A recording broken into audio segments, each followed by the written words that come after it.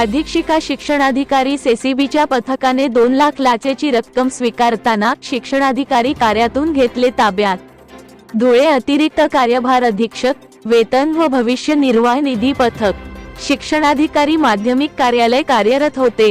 यांनी सदर तक्रारदार यांच्याकडून दिनांक ऑगस्ट 20 रोजी 2 लाख रुपये रकमेची मागणी केली होती व ती तक्रारदाराकडून लाच स्वीकारताना लाचलुचपत अडकल्या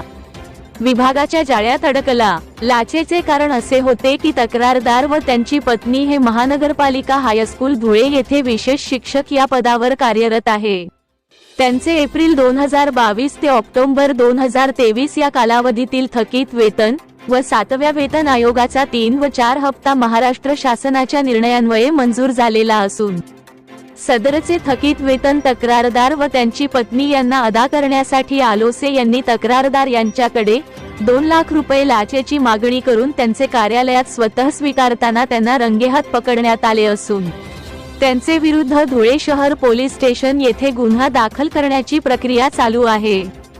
सदरची कारवाई सापळा परिवेक्षण अधिकारी श्री सचिन साळुंखे, पोलीस उपअधीक्षक लाचलुचपत प्रतिबंधक विभाग धुळे, सापळा तपासी अधिकारी रुपाली खांडवी, सापळा पथक राजन कदम, प्रशांत बागुल, प्रवीण पाटील, सर्व नेमणूक लाच प्रतिबंधक विभाग धुळे,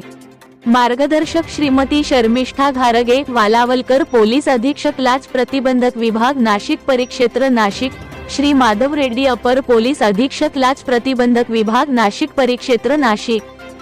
श्री स्वप्नील राजपूत वाचक, पोलीस निरीक्षक लाच प्रतिबंधक विभाग नाशिक अशांनी केले आहे।